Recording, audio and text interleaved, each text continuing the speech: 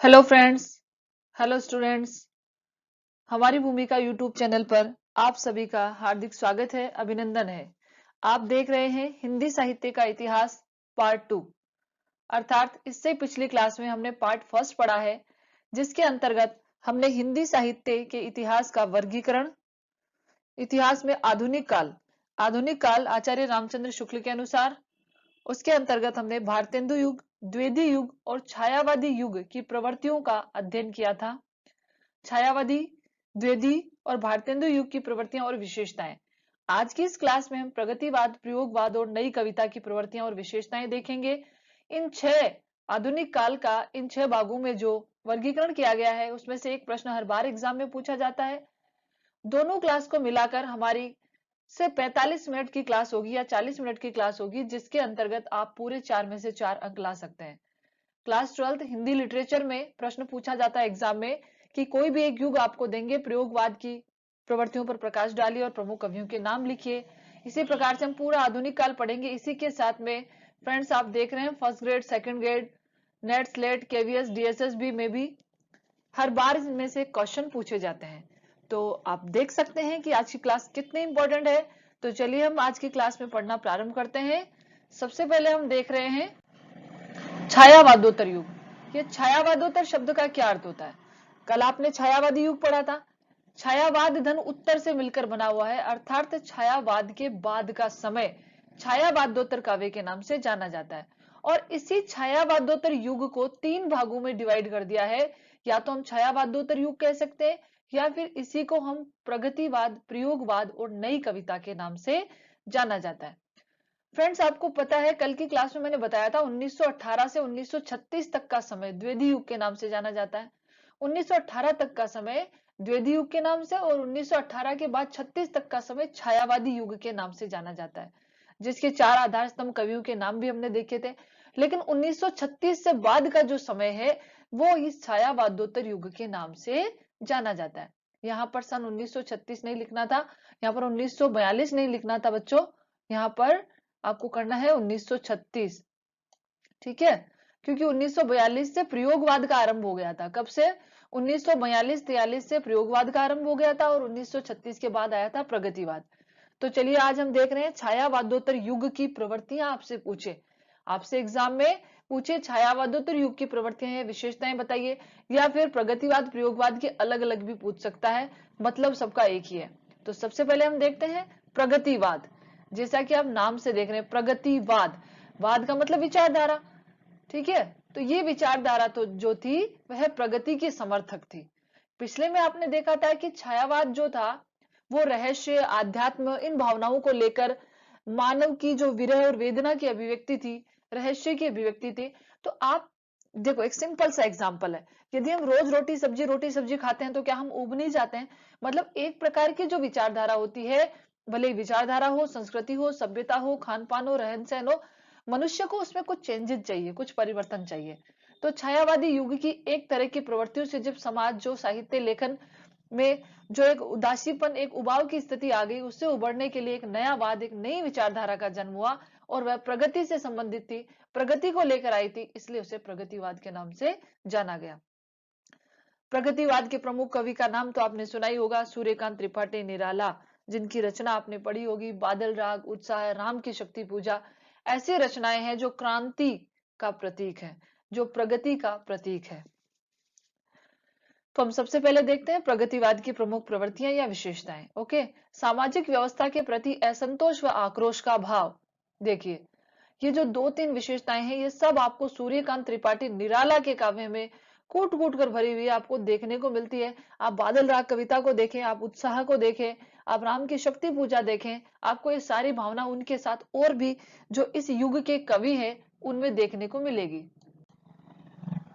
नागार्जुन, केदारनाथ, त्रिलोचन, रांगे राघव, भारत भूषण अग्रवाल, सूर्यकांत त्रिपाठी निराला, बहुत सारे कवि हैं जिनके अंदर हमें विशेषताएं देखने को मिलती है। सामाजिक व्यवस्था के प्रति, जो प्राचीन काल से सामाजिक व्यवस्था चली आ रही थी, उसके प्रति असंतोष और आक्रोश का भाव प्रगतिवाद में देखा जा सकता है। सामाजिक यथार्थ का चित्रण। अब देखिए, मैंने आपको कहा था कि छायावाद के अंतर्गत जो था रहस्यवाद की भावना, विरह और वेदना की अभिव्यक्ति अध्यात्म की भावना देखने को मिलती है। तो उसके विरोध में किस विचारधारा का जन्म हुआ? प्रगतिवाद का। तो यहाँ पर क्या है कि आदर्श कैसा होना चाहिए, वो उससे ज्यादा जरूरी क्या है, यथार्थ कैसा होना चाहिए। तो ये जो प्रगतिवादी विचारधारा है वह सामाजिक यथार्थ को लेकर चलती है कि जैसा समाज की स्थिति है ठीक वैसा ही साहित्य में उसका चित्रण होना चाहिए। सिर्फ आदर्श से समाज और व्यवस्थाएं नहीं चलती है। आपने निराला की कविता सुनी होगी या पढ़ी होगी, भिक्षु कविता। निराला की भिक्षु कविता है, वह तोड़ती पत्थर कविता है।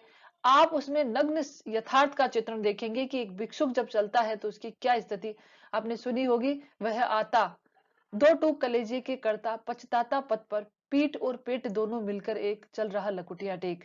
बिल्कुल सामाजिक यथार्थ का नग्न चित्रण करती है। साम्यवादी व्यवस्था और मार्क्सवाद का यशोगान। ये जो प्रगतिवाद है इसकी बहुत बड़ी विशेषता है कि ये साम्यवादी व्यवस्था को लेकर चलता है, सर्वहारा वर्ग को लेकर चलता है। सर्वहारा वर्ग कौन सा होता है बच्चों? जो ये जो व्यवस्था है प्रगतिवाद, ये कहता है कि पूंजीवाद का ये विरोध करते हैं।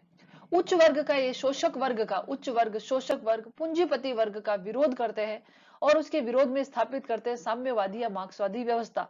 सर्वहारा वर्ग कि समाज में जो कुछ है वो संपूर्ण किसका है? जनता का है, सर्वहारा सभी का है। सिर्फ ये मानते हैं कि जो उच्च वर्ग है वो क्या करता है कि वो सभी जो आर्थिक व्यवस्था है हमारी उसके ऊपर आधिपत्य स्थापित कर लेता है। उससे क्या होता है? दो वर्ग बन गए, एक शोषक वर्ग, एक शोषित वर्ग। तो शोषित वर्ग का जो शोषक वर्ग है, उच्च वर्ग है, वो शोषण करता है। इस कारण से ये जो विचारधारा है ये साम्यवाद और मार्क्सवाद का समर्थन करती है और पूंजीवाद का विरोध करती है। आज भी साम्यवादी पार्टी हमारे देश में देखने को मिलती है। Yes no? विश्व बंधुत्व की भावना। देखिए अगली विशेषता क्या है इस युग की? विश्व बंधुत्व की भावना। यदि सर्वहारा वर्ग को लेकर चल रहे तो ये मानते हैं कि संपूर्ण विश्व हमारा एक कुटुंब है, हमारा परिवार है, हमारा बंधु है, हमें सबके कल्याण के बारे में सोचना चाहिए। अगली विशेषता देखिए, शोषित वर्ग के प्रति सहानुभूति व क्रांति का आह्वान। मैंने क्या कहा था अभी, जो बताया वही आ रहा है। शोषित वर्ग के प्रति सहानुभूति, ये जो विचारधारा है, ये जो शोषित वर्ग है, जो निम्न वर्ग है, उसका क्या करती है? उसके प्रति सिंपैथी रखती है, सहानुभूति रखती है और ये कहती है कि क्रांति करो, क्रांति का आह्वान करो। आपको पता है कि दुष्यंत कुमार की गजलों में क्रांति देखी जाती है। निराला की रचनाएं क्रांति का एक जीता जागता जीवंत उदाहरण है। निराला की जो बादल राग कविता है वो इसी भावना को लेकर लिखी गई है कि उसमें शोषित वर्ग के प्रति सहानुभूति है, स्पेशली उसमें क्रांति का आह्वान है कि युवा पीढ़ी को क्रांति करनी चाहिए, तभी समाज में परिवर्तन होता है। बिना क्रांति के कभी परिवर्तन संभव नहीं होता है। ठीक है, तो उसमें युवा वर्ग को क्रांति करने के लिए प्रोत्साहित किया गया कि यदि हमें अपने अधिकारों को पाना है तो हमें क्या करना होगा? शोषण के विरुद्ध आवाज उठानी होगी। युगानुकूल परिवर्तन व नव निर्माण की उत्कट लालसा। युगानुकूल परिवर्तन, ये विचारधारा कहती है काव्य लेखन में कि युग के अनुसार परिवर्तन होना चाहिए, परिवर्तन ही प्रकृति का नियम है और परिवर्तन होता है तभी नव निर्माण होता है। तो नव निर्माण की उत्कट लालसा, यदि परिवर्तन होगा तभी नव निर्माण होगा। तो इस प्रकार की विचारधारा, इस प्रकार का काव्य लेखन कब लिखा गया? प्रगतिवादी युग में 1936 के बाद में लिखा गया। तो इतनी विशेषताएं आपको समझ में आ गई। चलते हैं हम आगे की ओर।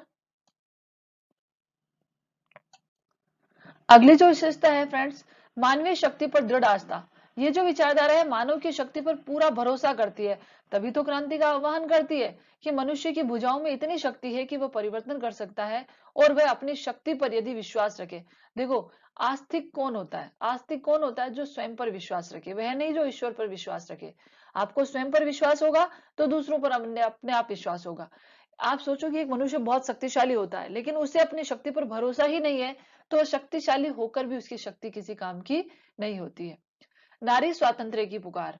आपने देखा था कि महादेवी वर्मा की जो गीतों में है, कविताओं में है, वह नारी की वेदना की अभिव्यक्ति है। आपने उसमें एक पंक्तियां बहुत ही प्रसिद्ध आपने सुनी होगी, मैं निर्भरी दुख की बदली, विस्तृत नभ का कोई कोना, मेरा न कभी अपना होना, परिचय इतना इतिहास यही, उमड़ी मिटकल आज चली, अबला जीवन हाय तेरी यही कहानी, आंचल में है दूध आंखों में पानी।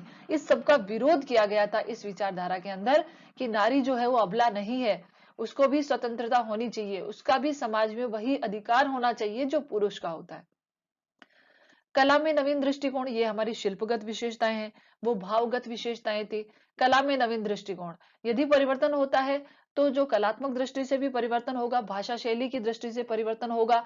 आप देखते हैं कि निराला जो है वो मुक्त छंद के कवि कहलाते हैं, यानी इस काल में आते आते निराला ने मुक्त छंद से परिपूर्ण कविताएं लिखी, अर्थात छंद मुक्त होकर, छंद अलंकारों से परे होकर समाज की यथार्थ स्थिति का चित्रण करने वाली कविताएं साहित्य रचना हुई। तो उसमें कला का नवीन दृष्टिकोण सामने आया, नवीन बिंब उपमान सामने आए, और छंद और ऐसी चलती हुई परिपाटी का क्या हुआ, त्याग कर दिया गया।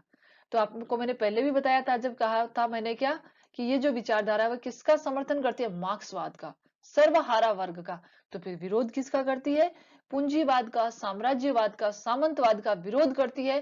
क्योंकि ये आपसे पूछा जाए प्रगतिवाद की प्रमुख विशेषता क्या है, ठीक है, तो समाज में परिवर्तन, समाज में क्रांति चेतना और सर्वहारा वर्ग को अधिकार मिले। ये जो प्रगतिवाद है मुख्यतः इसी को लेकर चला था कि पूंजीवाद, साम्राज्यवाद और सामंतवाद निम्न वर्ग का शोषण करते हैं, तो इनका अंत होना चाहिए और सर्वहारा वर्ग के अधिकारों की स्थापना होनी चाहिए।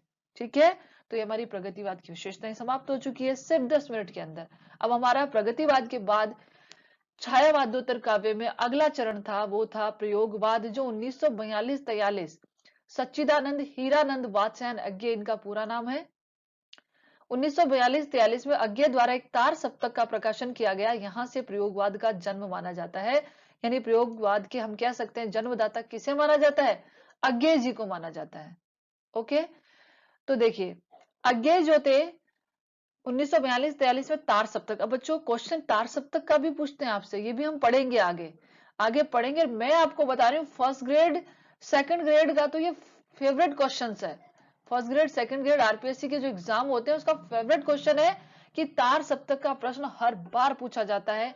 इसकी हम एक क्लास लेकर आएंगे आगे, आधुनिक काल पूरा पढ़ने के बाद जो हमारे फर्स्ट ग्रेड सेकंड ग्रेड में क्वेश्चन पूछे जाते हैं उसकी क्लास लाएंगे, हमारी 12th क्लास में जो क्वेश्चन पूछे जाएंगे उसकी क्लास लाएंगे।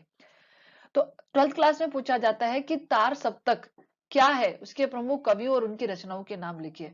तो सप्तक का मतलब 7 होता है, 7 कवियों की एक जैसे भाव बोध में पिरोई गई रचनाओं का संकलन ही तार सप्तक कहलाता है। और कितने सप्तक निकले थे, 4। पहले का नाम था तार सप्तक, दूसरा फिर दूसरा तार सप्तक हो गया, एक अंतराल के बाद निकला था। ठीक है, तो ये भी हम आगे की क्लास में पढ़ेंगे। तो अज्ञेय को इसका क्या माना जाता है बच्चों, जन्मदाता माना जाता है। तो देखिए इस विचारधारा की पहली विशेषता हम देखते हैं, देखो इसका नाम से देख लीजिए आप, बहुत ही अलग है। प्रयोगवाद, वाद का मतलब विचारधारा, और प्रयोग किसमें, साहित्य में, हम बात साहित्य की कर रहे हैं। तो इस विचारधारा का जन्म इसलिए हुआ कि प्रगतिवाद में जब कुछ कमियां इन्होंने देखी तो उसके विरोध में किसका जन्म हुआ, प्रयोगवाद का जन्म हुआ। यानी साहित्य में नए नए प्रयोग किए गए। अब ये नए प्रयोग किस स्तर पर होते हैं, भावगत और शिल्पगत, यानी जो हमारा भाव सौंदर्य होता है, भावगत परिवर्तन भी देखने को मिलता है और शिल्पगत तो बहुत अधिक देखने को मिलते हैं। मैं अभी जब ये विशेषताएं देखेंगे तो आपको बताऊंगी आपकी बुक्स में जो है उसी से कंपैरिजन करके। तो चलिए पहली प्रवृत्ति देखते हैं प्रयोगवाद की। क्या प्रयोग हुआ, गहन व्यक्तिकता। इस काल में आते क्या देखने को मिलती है, गहन व्यक्तिकता, जहां पर आपको जो प्रगतिवादी योग है उसमें सर्वहारा वर्ग का वर्चस्व दिखाई देता है, सर्वहारा वर्ग की मांग उठती है। तो यहाँ पर क्या होती है, गहन व्यक्तिकता। अब ये व्यक्तिकता क्या होती है, इसमें आपको लिखना है अहमनिष्ठ व्यक्तिकता का भाव। अहम का मतलब तो समझते हो, और व्यक्ति का मतलब मैंने पिछली क्लास में भी बताया था कि व्यक्ति का पृथक भी अस्तित्व होता है, व्यक्ति का समाज से अलग भी अपना अस्तित्व होता है। प्रगतिवाद होता है वो समाजवाद को लेकर, सर्वहारा वर्ग को, पूरे समाज को लेकर चलता है। लेकिन प्रयोगवाद कहता है कि समाज किसके लिए है, मनुष्य के लिए है, मनुष्य समाज के लिए नहीं है। ये समाज मनुष्य के विकास के लिए बना हुआ है, तो व्यक्ति को सबसे पहले अपने बारे में सोचना चाहिए। तो ये किसको लेकर चलती है विचारधारा, व्यक्ति के पृथक अस्तित्व को, समष्टि में भी व्यष्टि का अस्तित्व है, इसे लेकर चलती है। ठीक है, समष्टि और व्यष्टि का अर्थ मैंने पिछली क्लास में आपको बताया था। अतिशय बौद्धिकता, बौद्धिकता ही नहीं, अतिशय बौद्धिकता, यानी इस काल का जो साहित्य है वो बुद्धि से इतना अधिक सोचता है कि उसमें बुद्धिजीवी जो विचारधारा है उसकी अति हो जाती है, अधिकता हो जाती है, अतिशय बौद्धिकता। व्यापक अनास्था की भावना, मतलब अतिशय बौद्धिकता मतलब हम सोचते हैं ना कि एक तो हम दिमाग से सोचते हैं, एक हम दिल से सोचते हैं, ठीक है। तो ये किससे विचारधारा किससे सोचती है? अपने दिमाग से, अपनी बुद्धि का प्रयोग करती है। व्यापक अनास्था की भावना और आस्था की भावना, देखिए अब आप सोच रहे होंगे दोनों कैसे होंगे, दोनों एक दूसरे के अपोजिट है। तो आस्था की भावना भी है और व्यापक अनास्था की भावना है। किसी से आस्था है और किसी से अनास्था। आस्था किसमें है? मानव के अस्तित्व में। मानव का अपना भी अस्तित्व होता है, तो आस्था की भावना है। व्यापक अनास्था की भावना है। अनास्था किसमें है? कि जो प्राचीन काल से जो प्रवृत्तियां, जो समाज की व्यवस्थाएं चली आ रही है, उसके प्रति ये जो प्रयोगवाद है, प्रयोगवादी विचारधारा है, ये उभर कर सामने आती है, उसका विरोध करती है, उसके प्रति अपनी अनास्था को व्यक्त करती है कि जो परंपरागत परिपाटियां चली आ रही है उसमें व्यापक परिवर्तन होना चाहिए। तो किसी में आस्था होती है तो किसी में अनास्था भी होती है। अगली जो विशेषता है सामाजिक यथार्थवाद। ये विचारधारा कहती है कि समाज का जो यथार्थ है वैसा ही साहित्य के माध्यम से सामने आना चाहिए। क्षणवाद। क्षणवाद क्षणवाद का मतलब आप जानते हैं कि जो प्रकृति है वो नश्वर होती है। मनुष्य का जीवन जो है, ये संसार जो है वो क्षणिक है, कभी भी समाप्त हो जाता है। तो ये विचारधारा क्षणवाद को लेकर चलती है कि जीवन क्षणिक है, वह कभी भी समाप्त हो जाता है। इसलिए व्यक्ति को अपनी जिंदगी को जीना चाहिए, पहले स्वयं के बारे में सोचना चाहिए। श्रृंगार का उन्मुक्त चित्रण, फ्रायड के मनोविश्लेषणवाद का प्रभाव। ये जो विचारधारा है इसमें श्रृंगार का उन्मुक्त चित्रण एक बार फिर से को देखने को मिलता है, जो रीति काल में था। रीति काल में श्रृंगार का नग्न चित्रण तक किया गया, उन्मुक्त चित्रण किया गया, स्वतंत्र चित्रण। तो यहाँ पे एक बार फिर से श्रृंगार का उन्मुक्त चित्रण किया गया, जो फ्रायड के मनोविश्लेषणवाद से प्रभावित होता है। साइकोलॉजिस्ट है फ्रायड, साइकोलॉजी में पढ़ते हैं आप। मध्यम वर्गीय कुंठा व निराशा का चित्रण। इसमें जो मध्यम वर्ग होता है उसके मन में क्या पीड़ा है, क्या निराशा है, उसका चित्रण भी इस काव्य में देखने को मिलता है।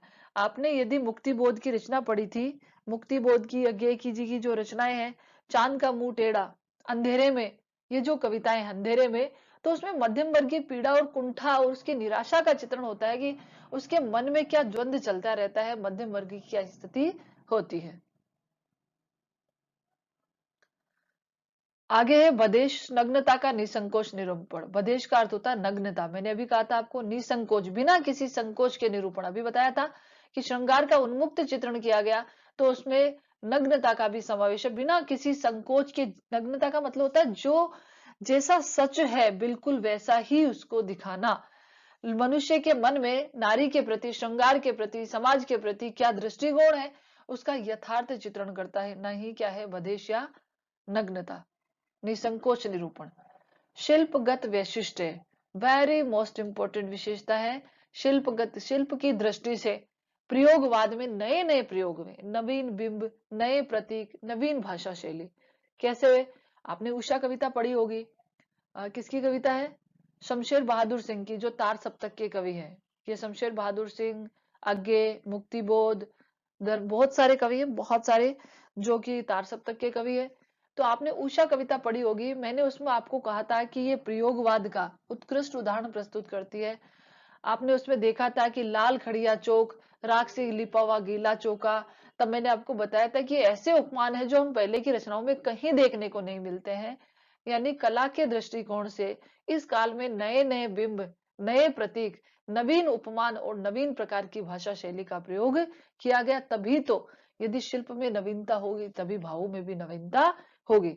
ओके, तो इस काल की रचनाओं में हमें ऐसे बिंब और प्रतीक देखने को मिलते हैं जो पिछली, जो हमारा काल है, छायावाद है, द्विवेदी युग है, प्रगतिवाद है, उसमें देखने को नहीं मिलते हैं। चलते हैं हम किसकी ओर? नई कविता की ओर। हमने क्या पढ़ लिया? हमने पढ़ी है प्रगतिवाद और प्रयोगवाद की प्रवृत्तियां। अब हम देख रहे हैं नई कविता। अब देखिए, नई कविता शब्द का सर्वप्रथम प्रयोग किसने किया? 1952 में इलाहाबाद में अज्ञे ने ही किया था। ठीक है। अब अज्ञे जी जो है वो प्रयोगवाद में भी है और प्रगतिवाद में भी है। और प्रगतिवाद, प्रयोगवाद, नई कविता तीनों मिलाकर छायावादोत्तर काव्य के नाम से जानी जाती है। ओके। अब बच्चों, मैं बार बार रिपीट इसलिए करती हूँ फ्रेंड्स कि आप लोगों को ना याद हो जाए कि तीनों मिलाकर क्या है। तो आपसे प्रश्न भले ही किसी प्रकार से पूछे। नई कविता शब्द का सर्वप्रथम प्रयोग 1952 में इलाहाबाद में किसने किया था? अज्ञे ने। यानी आप देख चुके हैं कि 1941-42 से किसका आगमन हुआ था? प्रयोगवाद का।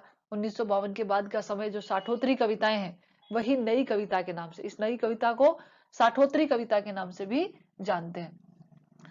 तो देखिए इसकी प्रवृत्तियां देखिए, मानव मूल्यों के विघटन की पुकार इस काल की रचनाओं में देखी जाती है।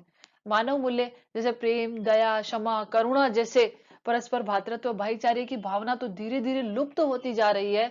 और यही सच है इस समय का।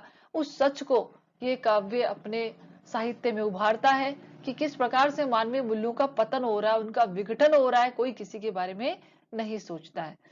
अगली विशेषता है नव मानव की कल्पना। तार्किक मानव, नव मानव का मतलब तार्किक, तर्क पर भरोसा करता है। देखो एक होता है अतार्किक होता है और एक होता है तार्किक। कुछ चीज जो होती है वो तर्कों से परे होती है, जैसे ईश्वर के लिए आप कोई तर्क नहीं दे सकते, वह अतार्किक है।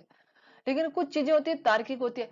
जैसे न्यूटन ने जब वो एप्पल जो सेब नीचे गिरा, तो उन्होंने सोचा कि एप्पल नीचे ही क्यों गिरा, ऊपर क्यों नहीं गया, तो ये क्या है, ये तार्किक है। और उस तर्क ने, उनके दिमाग ने काम किया और उन्होंने किसका खोज की, गुरुत्वाकर्षण सिद्धांत की खोज कर डाली। अर्थात इस युग का जो साहित्य रचनाएं हैं उसमें मानव अपनी बुद्धि से हर एक चीज के लिए तर्क देता है कि यदि ऐसा है तो ऐसा क्यों है, उसके पीछे क्या लॉजिक है, उसके पीछे क्या कारण है। तो तर्क को लेकर वह चलता है, बिना तर्क के वह कोई काम नहीं करता है। तो ऐसी रचनाएं इस काल में लिखी गई। आस्था और अनास्था का मिश्रित स्वर देखने को मिलता है, बिल्कुल मिश्रित स्वर देखने को मिलता है, जो प्रयोगवाद में भी था कि जो समाज की कुछ परंपराएं हैं जो सही नहीं है तो उसके प्रति अनास्था की भावना मिलती है, और मनुष्य यदि अपनी जगह सही है तो उसमें आस्था की भावना भी मिलती है। मानव की लघुता व गरिमा का उल्लेख, लघुता और गरिमा दोनों एक साथ है कि मनुष्य कोई भी समाज में हर व्यक्ति का व्यष्टि का भी महत्व होता है। बूंद बूंद से घड़ा भरता है, बूंद बूंद से समुद्र बन जाता है।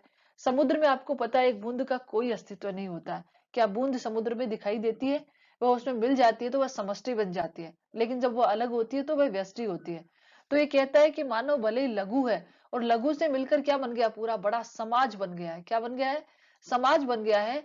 लेकिन उस लघु मानव की भी अपनी गरिमा है, उसका भी अपना सम्मान है, उसका भी समाज में अस्तित्व है। अतः प्रत्येक व्यक्ति की गरिमा का सम्मान होना चाहिए।